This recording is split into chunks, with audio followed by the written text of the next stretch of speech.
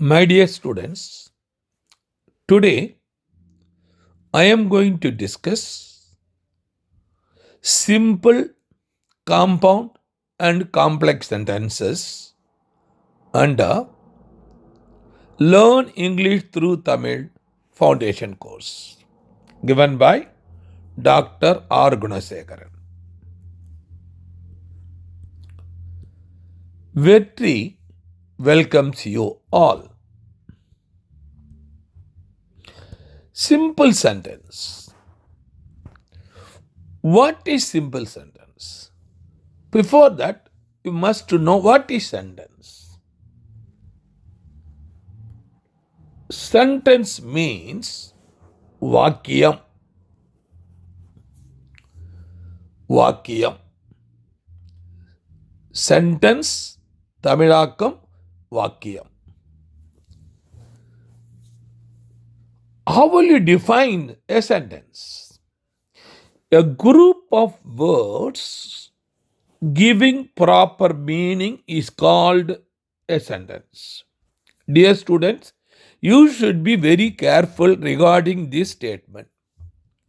Let me repeat again, kindly listen carefully. A group of words giving proper meaning is called a sentence. அதாவது சரியான பொருள் தரும் சொற்களின் குழு வாக்கியம் எனப்படும். ஒரு வாக்கியம் என்று சொன்னால் அது கண்டிப்பாக சரியான பொருளை தர வேண்டும். அது முறையாக அமைந்திருக்க வேண்டும். எனவே இங்கே நாம் பார்க்க போவது 3 வகையான சென்டென்சஸ், அதாவது types. Based on the complex nature, sentences, வாக்கியங்கள் can be broadly classified into 3 types. 1. Simple sentence, compound sentence, and complex sentences. Let me repeat again. மிக மிக முக்கியமான இடத்திற்கு வந்திருக்கிறோம். What is sentence we have defined already. Now what are the types of sentences? Based on the complex nature, sentences can be broadly classified into 3 types. 1. Simple sentences, compound sentences, and complex sentences. தமிழாக்கம். Sentence, that is types, வகைகள். சிக்கலான தன்மையின் அடிப்படையில், and complex nature, சிக்கலான தன்மையின் அடிப்படையில் வாக்கியங்களை நாம் 3 வகைகளாக பிரிக்கலாம். 1. எளிய வாக்கியங்கள், 2. கூட்டு வாக்கியங்கள், 3. சிக்கலான வாக்கியங்கள். இந்த 3 வாக்கியங்களையும் உதாரணத்தோடு ஒவ்வொன்றாக நாம் இப்பொழுது பார்ப்போம், விரிவாக பார்ப்போம். First one, simple sentence, அதாவது எளிய வாக்கியம். சிம்பிள் சென்டென்ஸ், ஒரு எளிய வாக்கியம். So let me define what is simple sentence. A simple sentence is one which has only one subject and only one predicate. We have already discussed, kindly refer. Subject and predicate we have already discussed. Or in other way, I can define simple sentence. A simple sentence is one which has only one finite verb. Only one finite verb. Let me repeat again.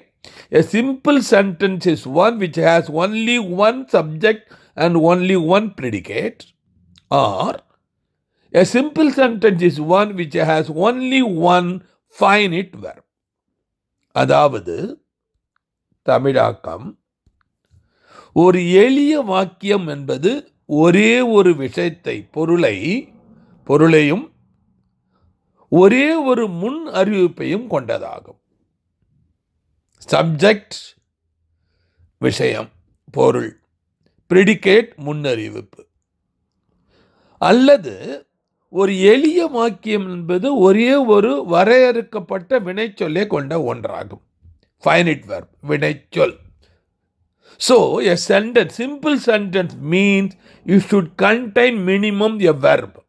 Without verb there is no sentence. Most important.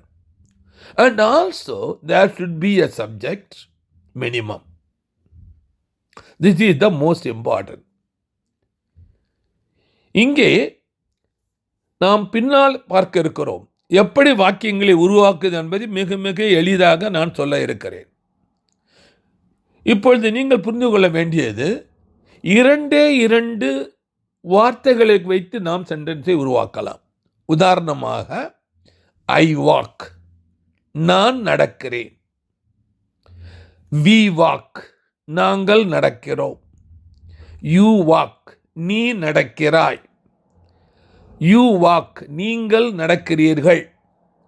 நான் இங்கே personal pronoun, பிரதி பெயர் சொல்லை உபயோகப்படுத்துகிறேன். Third person singular. He walks, அவன் நடக்கிறான். She walks, அவள் நடக்கிறாள். It walks, அது நடக்கிறது. தே வாக், அவர்கள் நடக்கிறார்கள். ஆக 2 வார்த்தைகளை மட்டும் வைத்துக்கொண்டே நான் ஒரு சிம்பிள் சென்டென்ஸை உருவாக்க முடியும்.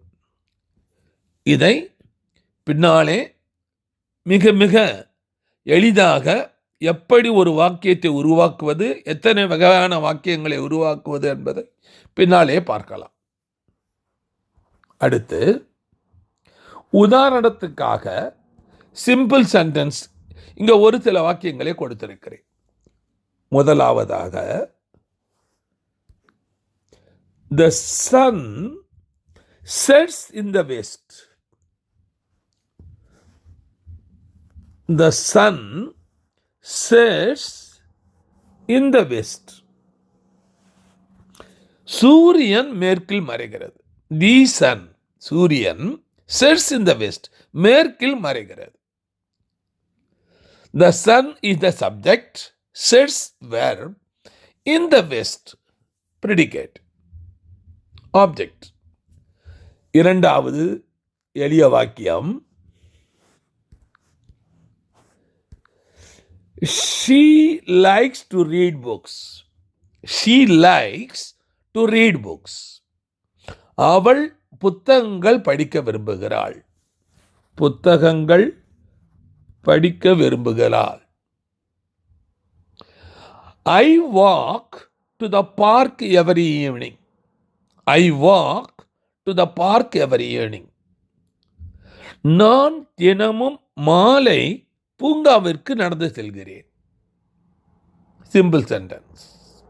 அடுத்ததாக, he plays football on weekends. அவர் வார இறுதி நாட்களில் கால்பந்து விளையாடுகிறார். இங்கே கொடுக்கப்பட்ட 4 வாக்கியங்களும் சிம்பிள் சென்டென்ஸை குறிக்கிறது. ஒரே ஒரு வெர்பு மட்டும் இருக்கிறது, ஃபைனைட் வெர்ப். சப்ஜெக்ட் இருக்கிறது, ப்ரிடிகேட் இருக்கிறது. இப்பொழுது நாம் அடுத்த 2வது வகையான காம்பவுண்ட் சென்டென்ஸுக்கு செல்லலாம். What is a compound sentence? Let me define first. A compound sentence is one which is made up of 2 or more classes or principal classes. A compound sentence is one which is made up of 2 or more main classes or principal classes. So we must know what is class. Then only you should contain 2 main classes or 2 principal classes. We understand. இதனுடைய தமிழாக்கம், ஒரு கூட்டு வாக்கியம், compound sentence. கூட்டு வாக்கியம் என்பது இரண்டு அல்லது அதற்கு மேற்பட்ட முக்கிய உட்பிரிவுகள், மெயின் கிளாஸ் உட்பிரிவுகள் அல்லது முதன்மை உட்பிரிவுகள் ஆல் ஆனது. ஒரு கூட்டு வாக்கியம் என்பது இரண்டு அல்லது அதற்கு மேற்பட்ட முக்கிய உட்பிரிவுகள் அல்லது முதன்மை உட்பிரிவுகளால் ஆனது. That is, a sentence is one which is made up of two or more main classes or principal classes. இப்பொழுது நாம் மேலும் அதை பற்றி பார்க்கலாம். Compound sentence, the connection between two main classes of a compound sentence may be one of the following four kinds. மிக மிக முக்கியமானது. அதாவது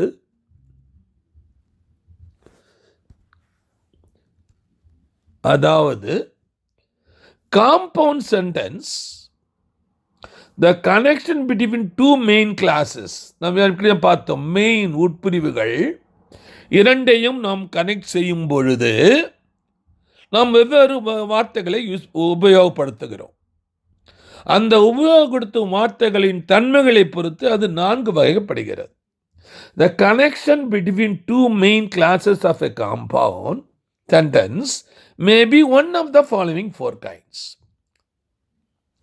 இதனுடைய தமிழாக்கம், ஒரு கூட்டு வாக்கியத்தின் இரண்டு முக்கிய உட்பிரிவுகளுக்கு, மெயின் கிளாஸ், இரண்டு முக்கிய உட்பிரிவுகளுக்கு இடையே உள்ள இணைப்பு.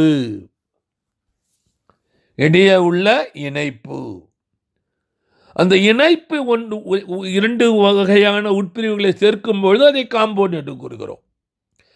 பின்வரும் 4 வகைகளில் ஒன்றாக இருக்கலாம். Any one of the 4 types. ஒவ்வொன்றாக இப்பொழுது பார்க்கலாம், உதாரணங்களோடு பார்க்கலாம். இப்பொழுது the compound sentence, அதாவது கூட்டு வாக்கியம் என்று நாம் குறிப்பிடுவது, ஒன்று கியூபிலேட்டிவ்,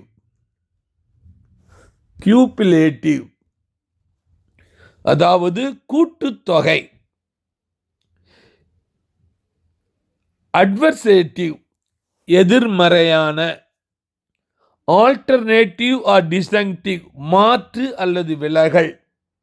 அண்ட் இலேட்டிவ், இல்லை அல்லது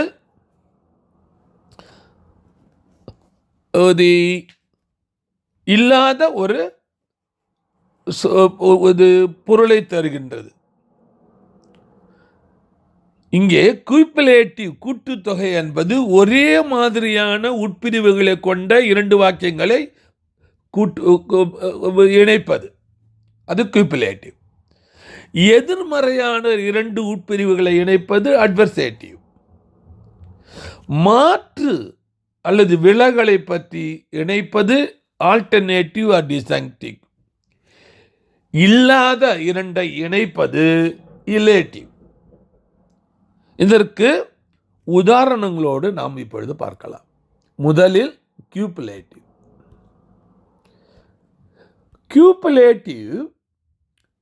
அதற்கு or cumulative. Simply coupled by the word and. ஆக கியூபிலேட்டிவ் ஒரே மாதிரியான உட்பிரிவுகளை கொண்ட வாக்கியங்களை இணைக்கும் வார்த்தை and. Let me repeat in English. In a cumulative sentence or cumulative sentence, one main class is simply added to another main class by using and. Please follow. 2 முக்கிய உட்பிரிவுகளை ஒன்றாக இணைப்பது and என்ற வார்த்தை மூலம் இணைப்பது கோப்புலேட்டிவ் ஆர் கியூமுலேட்டிவ். இதனுடைய தமிழாக்கம், ஒரு கூட்டுத்தொகை வாக்கியத்தில் ஒரு உட்பிரிவு முக்கிய உட்பிரிவு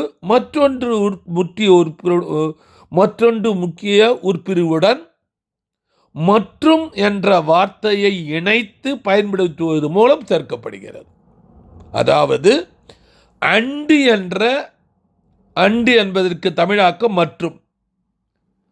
இந்த மற்றும் என்ற ஒரு வார்த்தையை இரண்டு உட்பிரிவுகளையும் சேர்த்து எழுதும்போது அந்த வாக்கியம் காம்பவுண்ட் வாக்கியமாக மாறுகிறது என்பது இதன் பொருள். அடுத்து உதாரணங்கள், இங்கே எடுத்துக்காட்டுகள் கொடுக்கிறேன். The horse reared and the rider was thrown. இரண்டு வாக்கியங்கள் ஒன்றுக்கு ஒன்று same.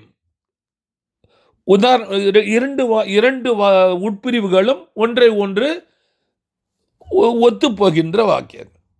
The horse reared and the rider was thrown. அதாவது குதிரை வளர்க்கப்பட்டது,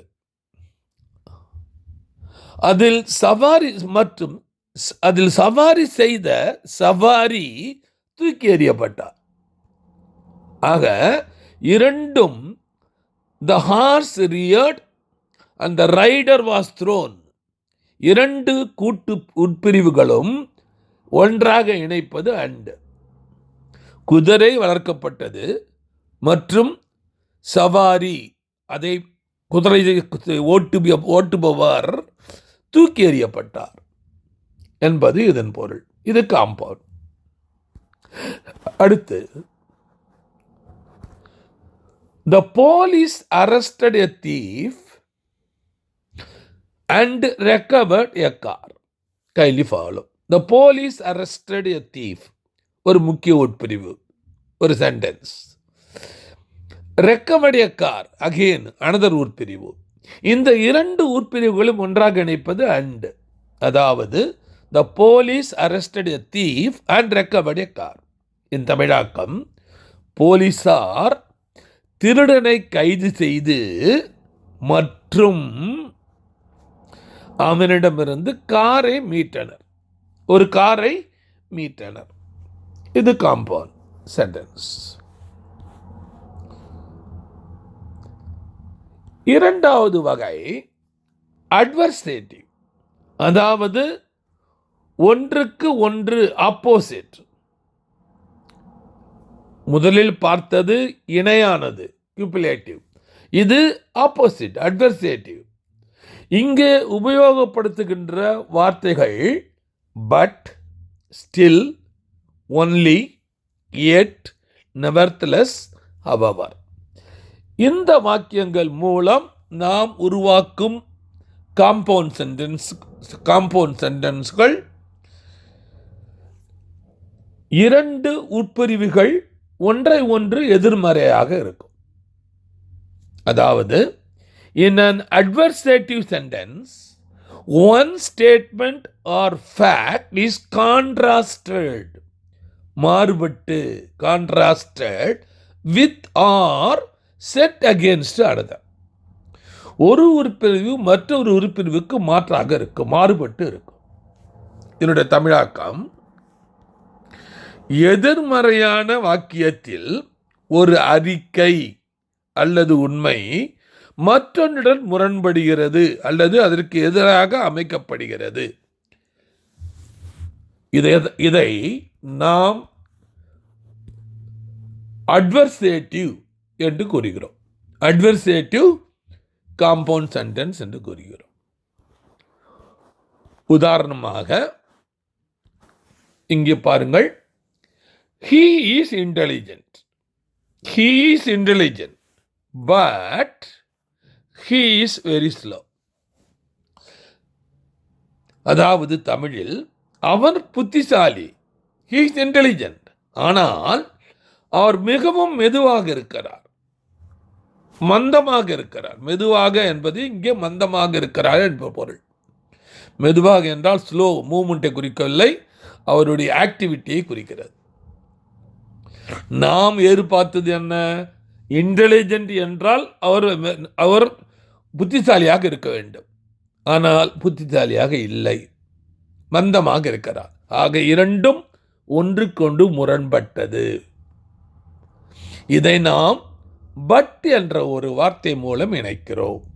He is intelligent but he is very slow.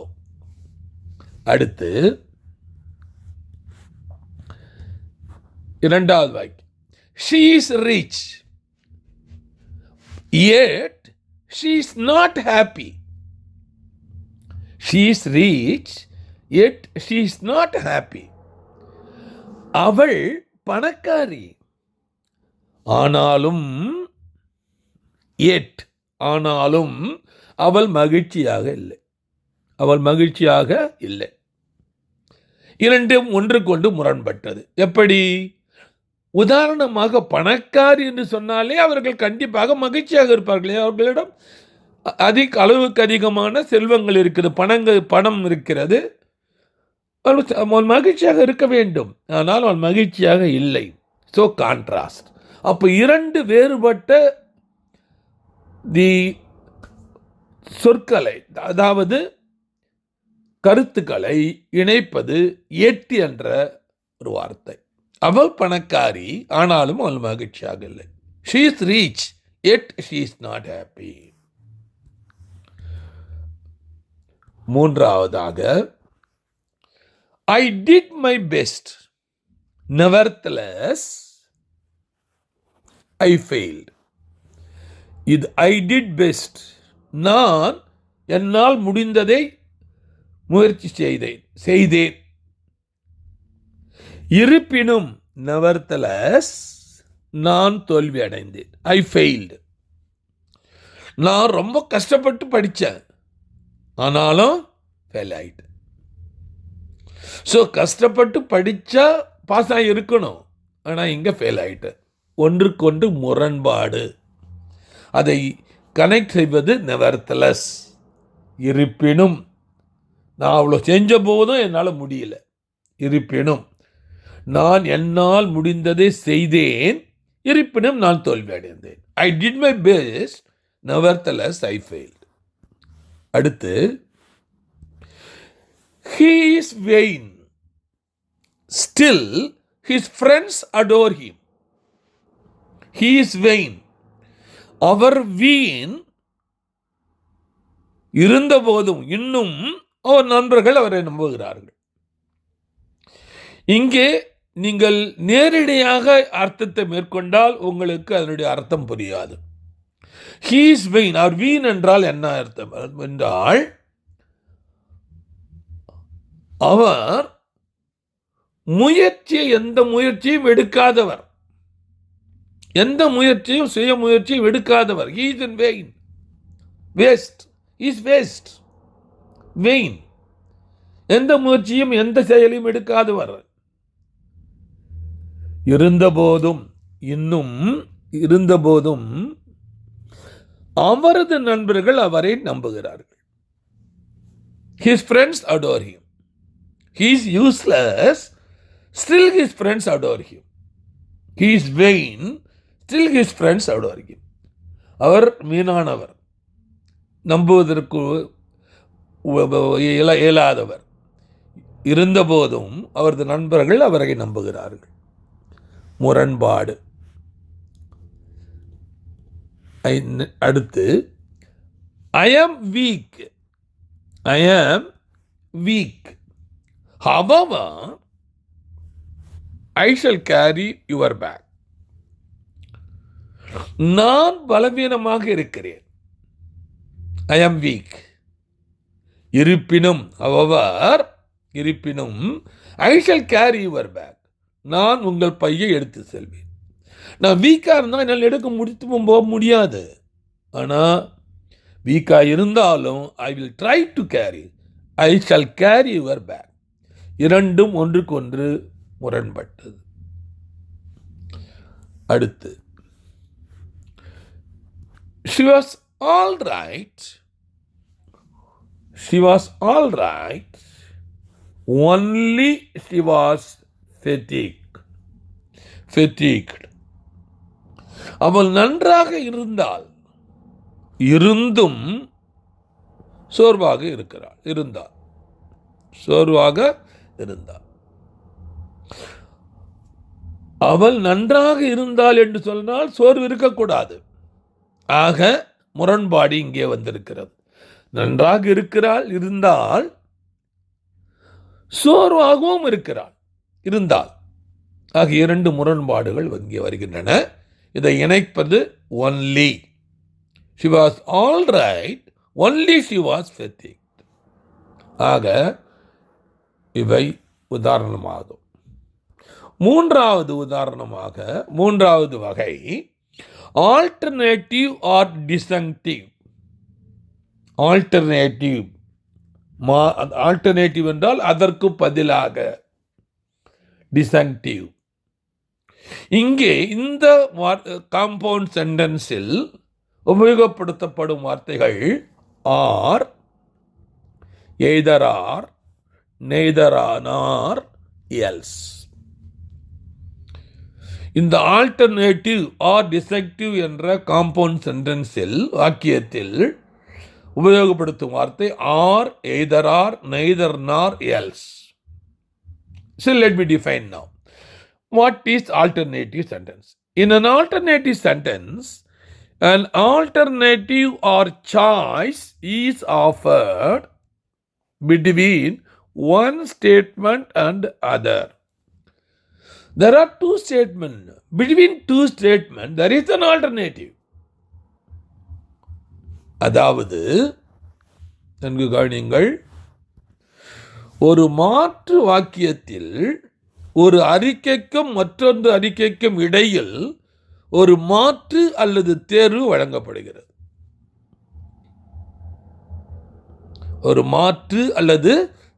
வழங்கப்படுகிறது. எடுத்துக்காட்டு உங்களுக்கு மிகவும் எளிதாக புரிந்து கொள்ள இங்கே பாருங்கள். obey my order or you will be suspended. Obey my order or you will be suspended. என் கட்டளைக்கு கீழ்ப்படியுங்கள் அல்லது நீங்கள் இடைநீக்கம் செய்யப்படுகிறீர்கள். அல்லது ஆர், இங்கு ஆர் என்ற word connecting these two. obey my order, alternative, otherwise you will be suspended. obey பண்ணா இருக்கலாம், இல்லைன்னா சஸ்பெண்ட். அடுத்து, either he is mad or he feigns madness. Either he is mad or he feigns madness. ஒன்று அவன் பைத்தியக்காரனாக இருக்க வேண்டும், பைத்தியக்காரன், அல்லது அவன் பைத்தியக்காரத்தனத்தை காட்டுகிறான். Either he is mad or he feigns madness. இங்கே ஆர் என்ற வார்த்தை உபயோகப்படுத்தப்படுகிறது. அல்லது.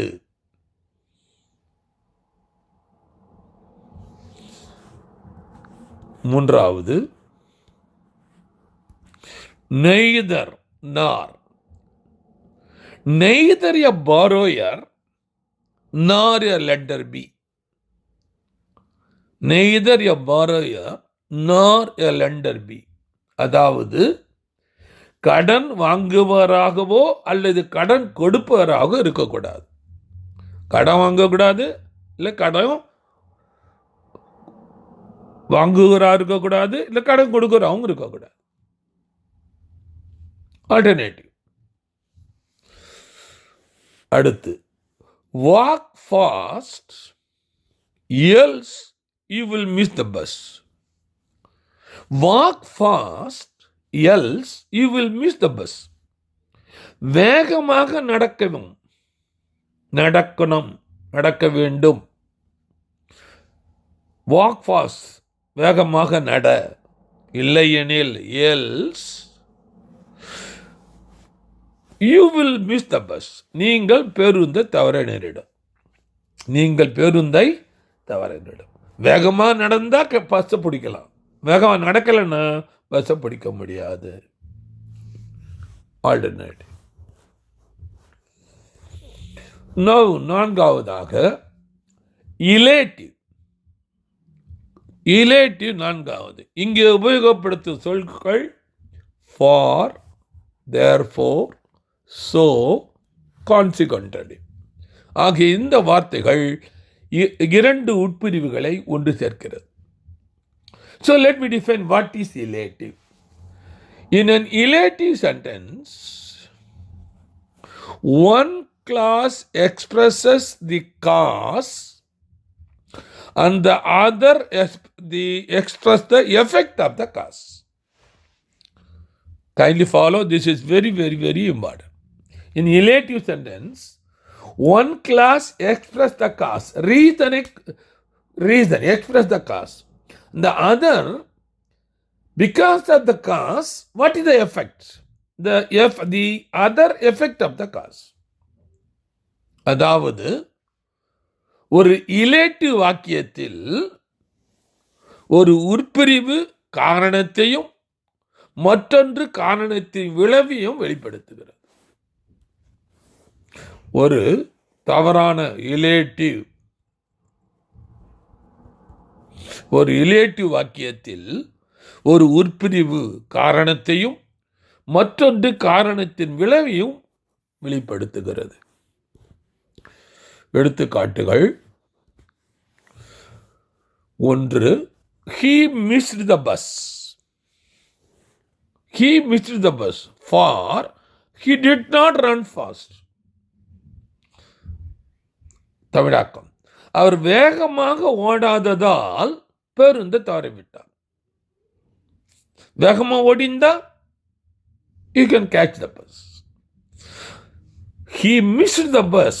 அவர் பஸ்ஸை தவறிவிட்டார். ஏன்? Because he did not run fast. அதுதான் நாம் இப்படி உபயோகப்படுத்துகிறோம். He missed the bus for he did not run fast. அவர் வேகமாக ஓடாததால் பேருந்தை தவறவிட்டார். அடுத்து, she did not study. படிக்கல. she did not study, therefore she failed in the examination. அவள் நன்றாக படிக்கவில்லை, அதனால் therefore அவள் தேர்வில் தோல்வி அடைந்தாள்.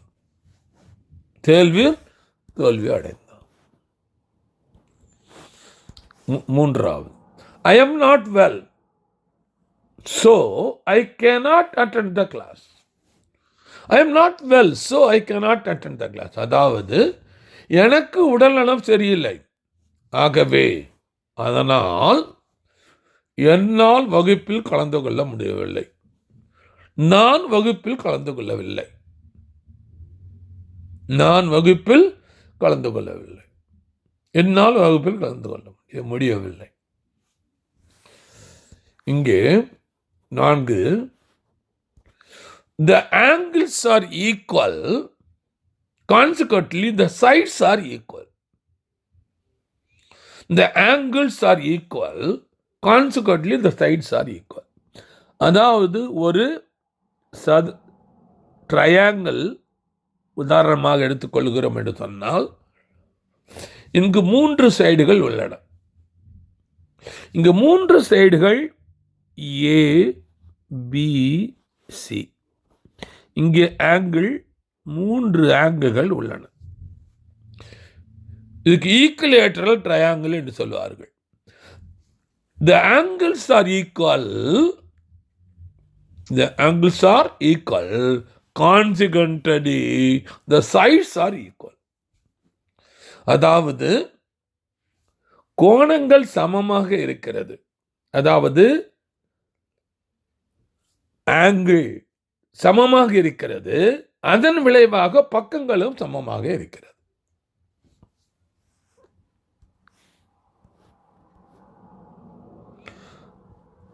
நாம் இதுவரை காம்பவுண்ட் சென்டென்ஸை பார்த்தோம். 4 வகையான காம்பவுண்ட் சென்டென்ஸை பார்த்தோம். இப்பொழுது காம்ப்ளெக்ஸ் சென்டென்ஸை பார்க்கிறோம். மூன்றாவது வகையான காம்ப்ளெக்ஸ் சென்டென்ஸ். அதாவது காம்ப்ளெக்ஸ் சென்டென்ஸ் என்றால் ஒரு சிக்கலான வாக்கியம். மோர் complicated. A complex sentence is one which is made up of one main class and one or more subordinate classes. Only one main class and one or more subordinate classes. That I will call it as a complex sentence. அதாவது ஒரு சிக்கலான வாக்கியம் என்பது ஒரு முக்கிய உட்பிரிவு மற்றும் ஒன்று அல்லது அதற்கு மேற்பட்ட அதிகமான துணை உட்பிரிவுகளால் ஆனது. அதை காம்ப்ளெக்ஸ் சென்டென்ஸ் என்று சொல்கிறோம். சிக்கலான வாக்கியம் என்று கூறுகிறோம். இங்கே நாம் இரண்டு முக்கியமான வார்த்தைகளை அறிந்து கொள்ள வேண்டும். மெயின் கிளாஸ், அதாவது முக்கிய உட்கூறு. Main class.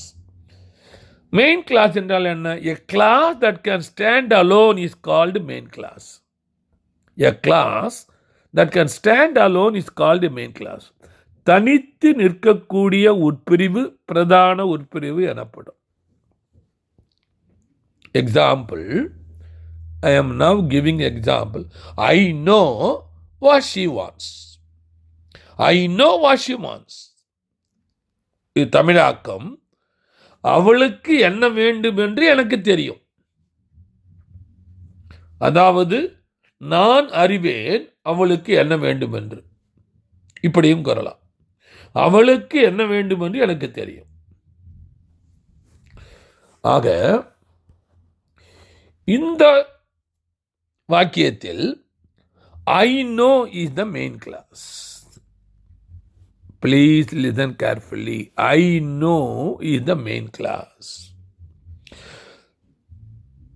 Automatically, the remaining class, subordinate class, what she wants is the subordinate class. I know is the main class. அதாவது I know, எனக்கு தெரியும் என்பது முக்கிய உட்பிரிவு. எனக்கு தெரியும் என்பது முக்கிய உட்பிரிவு. Subordinate class, துணை உட்கூறு. A class that cannot stand alone is called subordinate class. அதாவது தனித்து நிற்க முடியாத ஒரு உட்பிரிவை துணை உட்பிரிவு என்று அழைக்கப்படுகிறது. மாணவர்களே, இப்பொழுது மிகவும் உன்னிப்பாக கவனியுங்கள். உதாரணத்துக்காக நாம் ஏற்கனவே கொடுக்கப்பட்ட அதே சென்டென்ஸ் இங்கே கொடுக்கப்படுகிறது. I know what she wants. I know என்று நான் எழுதினேன் என்றால் அது வாக்கியம் அமைந்து விடுகிறது. நான் அறிகிறேன், எனக்கு தெரியும் என்று அர்த்தம். அது தனித்து வரும். ஆனால் what she wants என்று நான் எழுதினால், தனித்து எழுதினால் அது ஒரு சென்டென்ஸ் முழுமை அடையாது. அது ஒரு உட்பிரிவு, தனித்து வராது. ஆனால் ஐ நோ என்ற உட்பிரிவு, அந்த மெயின் கிளாஸ் தனித்து வரும். இதுதான் இதில் முக்கியம். I know what she wants. அவளுக்கு என்ன வேண்டும் என்று எனக்கு தெரியும். ஐ நோ, நான் அறிவேன். வாட் ஷி வாண்ட்ஸ், அவளுக்கு என்ன வேண்டும் என்று நான் அறிவேன். நன்கு புரிந்து கொள்ளுங்கள். இப்பொழுது I know what she want, அதே சென்டென்ஸ் இங்கே கொடுக்கப்பட்டுள்ளது. அவளுக்கு என்ன வேண்டும் என்று எனக்கு தெரியும், அதனுடைய தமிழாக்கம். இப்பொழுது நாம் சபார்டினேட் கிளாஸ், அதாவது துணை உட்கூரை பற்றி தெரிந்து கொள்ள போகிறோம். மேலே குறிப்பிட்டுள்ள வாக்கியத்தில் here what she wants is the subordinate class. What she wants is the subordinate class. இங்கே அவள் என்ன விரும்புகிறாள் என்பது துணை உட்கூறு. அவள் என்ன விரும்புகிறாள் என்று நான் சொன்னால் அது தனித்து வராது. ஒரு சென்டென்ஸ் வாக்கியம் தனித்து வராது. அதை தான் சபார்டினேட் கிளாஸ் என்று குறிக்கிறோம். அப்போது காம்ப்ளெக்ஸ் என்று சொல்லும்போது ஒரு main clause, then more than one subordinate classes will be present. இதை மிகவும் அறிந்து கொள்ள வேண்டும். Now, the complex sentence, நாம் main class plus more than one subordinate classes. That is called complex. And the subordinate class, there are many types of subordinate class. That is the most important. Kindly follow types of subordinate class. நான் ஏற்கனவே கூறியிருக்கிறேன், துணை உட்பிரிவு. Subordinate clause என்பது துணை உட்பிரிவு. Subordinate clauses are many types. நன்றாக கவனியுங்கள்.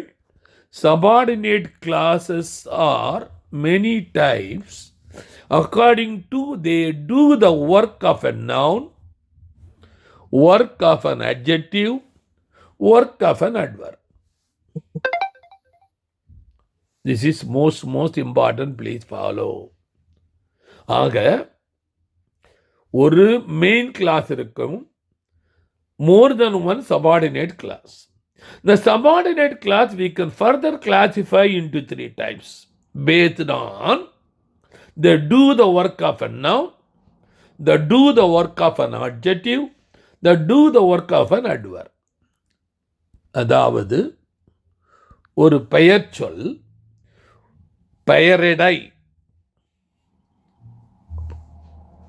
அல்லது வினை உரி சொல், பெயர் சொல் pronoun, பெயரிடை adjective அல்லது வினை உரி சொல் adverb ஆகியவற்றின் வேலையை செய்வதால் துணை உட்பிரிவுகள் பல வகைகளாகும். இப்பொழுது ஒவ்வொன்றாக நாம் பார்க்கலாம், உதாரணங்களோடு பார்க்கலாம். Noun class, that is subordinate noun class, does the work of a noun as subject of a verb, object of the verb, and C, complement of the verb. Please follow. Noun subordinate class does the work of a noun as subject of the verb, object of the verb, and C, the complement of the verb. அதாவது பெயர் உரிச்சொல் உட்கூறு ஒரு பெயர் சொல்லின் வேலையை செய்கிறது. அதாவது வினைச்சொல்லின் முதல் பொருள், வினைச்சொல்லின் கடைப்பொருள் மற்றும் வினைச்சொல்லின் நிரப்பு ஆகியவற்றை காம்ப்ளிமெண்ட், நிரப்பு. ஓகே, அடுத்து noun class does the work of a noun as the subject of the verb. இப்பொழுது நாம் 3 வகையை பார்த்தோம். subject of the verb, subject of the noun, subject of the adverb. இப்போ subject of the verb இப்பொழுது பார்க்கலாம். ஒரு பெயர் சொல் உட்கூறு ஒரு பெயர் சொல்லின் வேலையை செய்கிறது. பெயர் சொல்லின் வேலையை செய்கிறது. உதாரணமாக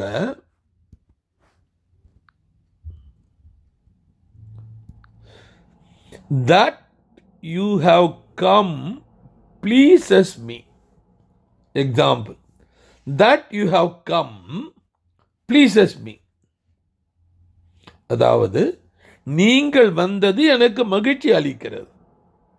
நீங்கள் வந்தது எனக்கு மகிழ்ச்சி அளிக்கிறது. இங்கே பெயர் சொல் உட்கூறு பெயர் சொல்லின் வேலையை செய்கிறது. Pleases me. அடுத்து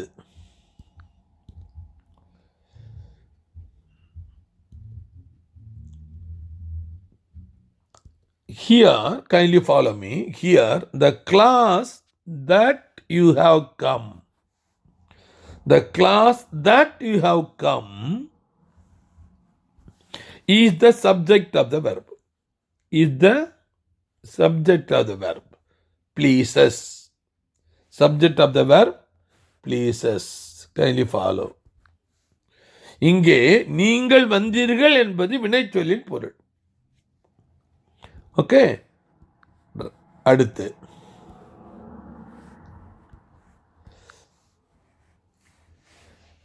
அடுத்து உதாரணமாக as object of the verb. முதலில் பார்த்தது subject of the verb. இப்பொழுது நாம் பார்க்க இருப்பது as object of the verb. உதாரணம், he said that he would come. He said that he would come. நான் பின்னர் வருவதாக அவர் சொன்னார். அவர் சொன்னார் தான் பின்னர் வருவதாக. அதைத்தான் நாம் தமிழில் கூறும்பொழுது மிக அருமையாக நான் பின்னர் வருவதாக அவர் சொன்னார் என்பது தமிழாக்கம். இங்கே here the class that he would come is the object of the verb. Object of the verb, that is said. இங்கு அவர் வருவார் என்பது வினையின் கடைப்பொருளாகும். மூன்றாவது, noun clause does the work of a noun as the complement of the verb. Subject of the verb, object of the verb, now complement of the verb. பெயர்ச்சொல் உட்கூறு ஒரு பெயர்ச்சொல்லின் வேலையை செய்கிறது, அதாவது வினைச்சொல்லின் நிரப்பு செய்கிறது. உதாரணம், this seems what you hoped for. தமிழாக்கம், இது நீங்கள் எதிர்பார்த்தது போல் தெரிகிறது. This seems what you hoped for. நீங்க என்ன எதிர்பார்த்தீங்களோ அது நீங்க எதிர்பார்த்த போல தெரிகிறது. இதை நாம் விரிவாக பார்ப்போம். இதில் குறிப்பிட்ட உதாரணம், this seems that what you hoped for. Here the class what you hoped for is the complement of the verb. What you hoped, நீ என்ன எதிர்பார்க்கிற, it's a complement. For what? Verb. இதை இங்கே நீங்கள் எதை எதிர்பார்த்தீர்கள் என்பது வினைச்சொல்லின் நிரப்பு ஆகும்.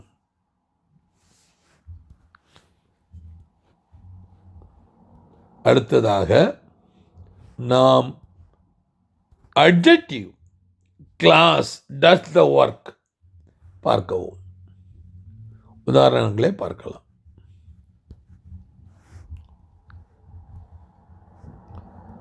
adjective class does the work of an adjective. உதாரணமாக, the dog that bites does not bark. The dog that bites does not bark. கடிக்கும் நாய் குறைக்காது. கடிக்கும் நாய் குறைக்காது. adjective does the work of an adjective.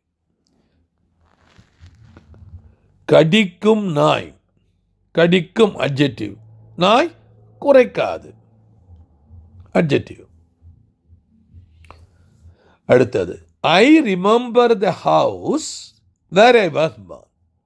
I remember the house, நான் பிறந்த வீடு எனக்கு நினைவிருக்கிறது. நான் பிறந்த வீடு எனக்கு நினைவிருக்கிறது adjective. I remember the house where I was born. The letter brought money which was badly needed. அதாவது கடிதம், the letter, மிகவும் தேவைப்பட்ட பணத்தை கொண்டு வந்தது. It was badly needed. தேவைப்பட்ட முக்கியமான நேரத்தில், அவசரமான நேரத்தில் தேவைப்பட்ட பணத்தை கொண்டு வந்தது. The letter brought money. அடுத்து, the adjective class does the work of an adjective. நான்காவது உதாரணம், Heaven helps those who help themselves. Heaven helps those who help themselves. தனக்குத்தானே உதவி செய்பவர்களுக்கு சொர்க்கம் உதவுகிறது. தனக்குத்தானே உதவி செய்பவர்களுக்கு சொர்க்கம் உதவி செய்கிறது. 5வது, I met your friend whose box was stolen in the train. I met your friend whose box was stolen in the train. ரயிலில் பெட்டி இழந்த உங்கள் நண்பரை நான் சந்தித்தேன். ரயிலில் பெட்டி இழந்த, அவர் வைத்திருந்த பெட்டி இழந்த உங்கள் நண்பரை சந்தித்தேன். அவர்கிட்ட இருந்த பாக்ஸ் வாஸ் ஸ்டாலன். சந்தித்தேன். Adjective. Can you tell me, next example, can you tell me the reason why you are happy these days? Can you tell me the reason why you are happy these days? இந்த நாட்களில் நீங்கள் மகிழ்ச்சியாக இருப்பதற்கான காரணத்தை சொல்ல முடியுமா? இந்த நாட்களில், these days, இந்த நாட்களில் நீங்கள் மகிழ்ச்சியாக இருப்பதற்கு, you are happy. Can you tell me, காரணம் சொல்ல முடியுமா? Can you tell me the reason why you are happy these days? இந்த நாட்களில், ஒரு குறிப்பிட்ட நாட்களில் நீங்கள் மகிழ்ச்சியாக இருப்பதற்கான காரணத்தை சொல்ல முடியுமா? அடுத்தது adverb based. Adverb class does the work of an adverb to the verb. Adjective or adverb belonging to the other class. Adverb does the work of an adverb to verb, adjective or adverb belonging to the other class. முதலாவதாக, he will succeed because he works hard. This is an example of reason. He will succeed. அவர் கடினமாக உழைப்பதால் வெற்றி பெறுவார். அவர் வெற்றி பெறுவார் because, ஏனென்றால் அவர் கடினமாக உழைக்கிறார். Reason, காரணம். அவர் கடினமாக உழைப்பதால் வெற்றி பெறுவார். நாம் தமிழிலே எழுதும்போது இப்படி எழுதுகிறோம். நேரடியாக டைரக்டாக ஆங்கிலத்தை மொழிபெயர்ப்போம் என்று சொன்னால் he will succeed, அவர் வெற்றி பெறுவார், ஏனென்றால் அவர் கடினமாக உழைக்கிறார். இப்படியும் கூறலாம். இரண்டாவது, he worked so hard that he was fallen ill. He worked so hard that he was fallen ill. It's an example of result. அதாவது, அவர் மிகவும் கடினமாக உழைத்ததால் அவர் நோய்வாய்ப்பட்டார். காரணம், ரிசல்ட், விளைவு. He worked, actually he works so hard that he was fallen ill. He works so hard without taking rest. That's why he has fallen ill. கொஞ்சம் rest எடுத்து work பண்ணணும். Without taking rest, continuously work பண்ணால் we will fall in ill. He was fallen ill. So he works so hard that he was fallen. அவர் மிகவும் கடினமாக உழைத்ததால் அவர் நோய்வாய்ப்பட்டார். அடுத்து, condition, I will do this if I am permitted.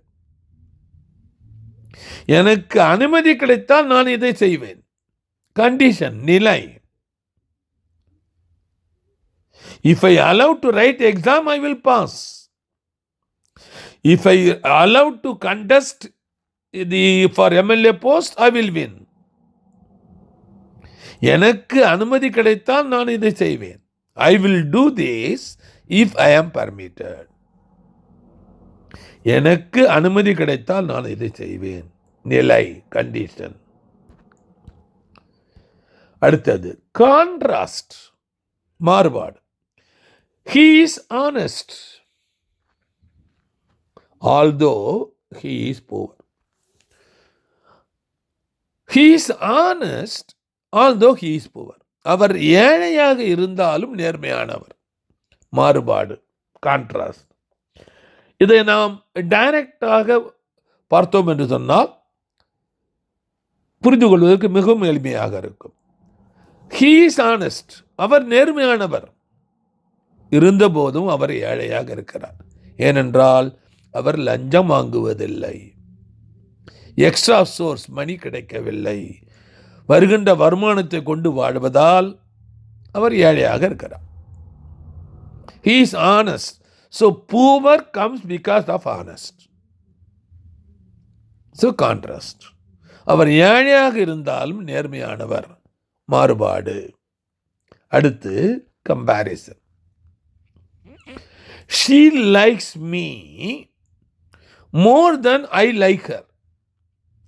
She likes me more than I like her. நான் அவளை விரும்புவதை விட அவள் என்னை அதிகம் விரும்புகிறாள். கம்பேரிசன், ஒப்பீடு. ஒப்பீடு.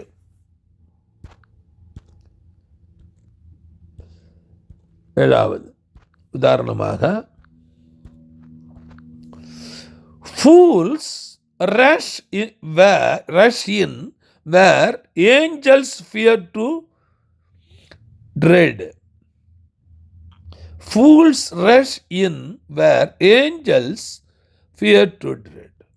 Place, அதாவது ஏஞ்சல்ஸ் மிதிக்க அஞ்சும் இடத்தில் முட்டாள்கள் விரைகிறார்கள். முட்டாள்கள் விரைகிறார்கள், போவாத இடத்துக்கு போறாங்க. பிளேஸ். அடுத்து, I took medicine that I might get well. Purpose. Purpose. I took medicine